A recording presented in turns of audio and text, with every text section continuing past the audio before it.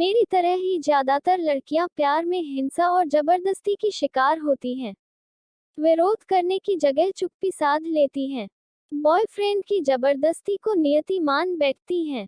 Relationship के शुरुआती 2 साल मैंने भी वह सब कुछ झेला, सहन किया जो ज्यादातर लड़कियां करती हैं। दरअसल मैं उसे खुद से भी ज्यादा प्यार करती थी और यही वजह थी कि उसकी हिंसक प्रवृत्ति भी मेरी आंखें नहीं खोल पा रही थी। बात बात पर उसका गुस्सा हो जाना, एकदम से हाथ उठा देना और जबरदस्ती शारीरिक संबंध बनाना व मेरे गुस्सा होने पर हर चीज का सरलीकरण कर देना। मैं यह सब झेल रही थी क्योंकि मुझे लगता था धीरे धीरे वो सुधर जाएगा और शादी के बाद सब कुछ ठीक हो जाएगा। लेकिन यह मेरी भूल थी और अपने ऊपर होने वाली ज्यादती के लिए मैं खुद जिम्मेदार थी। हमारे रिश्ते की शुरुआत चंडीगढ़ से हुई। पढ़ाई के दौरान वो मुझे मिला क्या, दरअसल वो मेरा सीनियर था और 1 साल के भीतर ही हम रिलेशनशिप में आ गए। खूब बातें होने लगी। मैं जब भी बीमार पड़ती सबसे ज्यादा परवाह वो ही करता। मुझे डॉक्टर के पास ले जाने से लेकर दवाई लाने और छोटी छोटी बातों पर हालचाल जानने तक, ऐसा लगता कि दुनिया में मेरे सिवाय उसके लिए कोई दूसरी चीज मायने ही नहीं रखती है। मैं अपनी सहेली के साथ हॉस्टल में रह रही थी और वो दोनों एक ही जगह के थे। पता नहीं कब मेरी सहेली उसकी बहन बन गई और हंसते हुए उसने हर बात पर उसकी इतनी तारीफ की कि मेरी आंखों पर पट्टी बंध गई। रूम में जब भी कोई बात होती बिना राकेश के बात की शुरुआत ही नहीं होती थी। हर बात के केंद्र में वो ही रहता। उससे ही बातें शुरू होती और उस पर ही खत्म होती। पता ही नहीं चला कि मेरे मन के भीतर वह एक नायक की भूमिका में कब बस गया। बाकी लड़कों से एकदम अलग लगने लगा। मैं अपनी हर छोटी छोटी बातें शेयर करने लगी। एक दिन भी बात नहीं होती तो मेरे भीतर निराशा का भाव जागने लगता।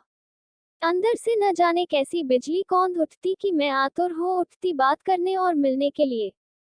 इस तरह मैं उसके साथ घंटों बिताने लगी। पता ही नहीं चला कब कॉलेज में उसका आखिरी साल आ गया। अभी आपके सामने उसकी बात कर रही हूँ तो एक क्रूर गुंडे की तरह उसका चेहरा मेरे आंखों के आगे उभर आ रहा है, जबकि उस वक्त यही वही चेहरा था जो मुझे बाकी सभी चेहरों से एकदम अलग और मासूम लगता था। खैर, यादें काफी लंबी हैं। साल 2013 था, हम रांझना फिल्म देखकर लौट रहे थे। कोमल भी साथ थी। हम हॉस्टल न जाकर सीधे उसके कमरे पर चले गए।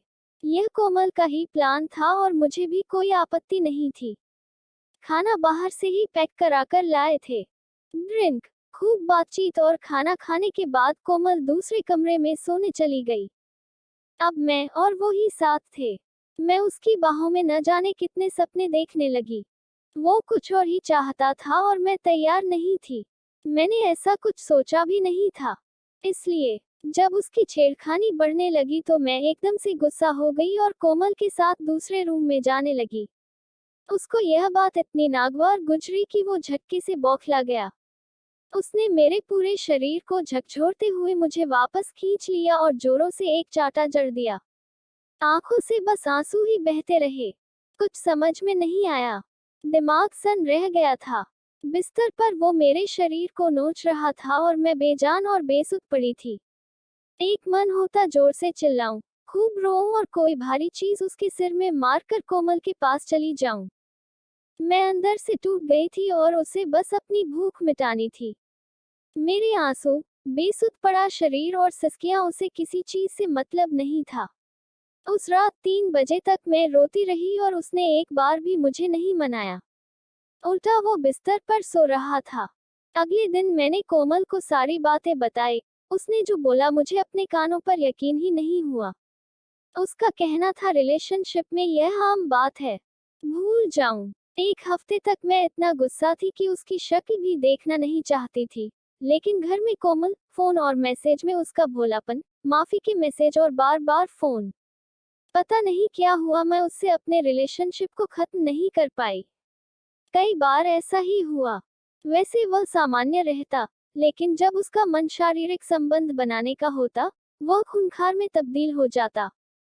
हाथ उठाने से भी गुरेज नहीं करता। गालियां देने लगता। ऐसा ही चलता रहा और वो दिन भी आ गया जब कॉलेज में उसकी विदाई की पार्टी थी। उस दिन भी उन्हें वैसा ही किया जैसे रांझना फिल्म देखने के बाद। मैं पूरी घटना बताना नहीं चाहती। इसके बाद मैंने उससे दूरी बना ली।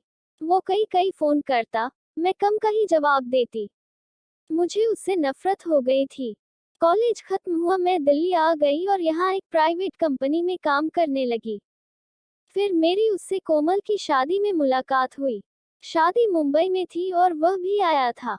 उसके और मेरे बीच दूरी थी, लेकिन वह ऐसा दिखा रहा था जैसे उसकी कोई गलती न हो, बेहद भोला हो। मैं उसकी शक्ल भी देखना नहीं चाहती थी, लेकिन दोस्तों के बीच बेमन से उसकी बातों का जवाब दे रही थी। अचानक फेरों के वक्त वह मेरे करीब आ गया और उसने मेरा हाथ पकड़ लिया। उसका स्पर्श होते ही मैं अंदर तक हिल गई। पूरा शरीर मानो पसीना पसीना होने लगा।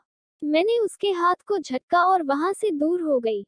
वह मुस्कुराता रहा था। उसकी शक्ल अभी भी भोली लग रही थी, लेकिन अंदर से वो किसी जानवर से कम नहीं था जो सिर्फ शरीर का भूखा हो।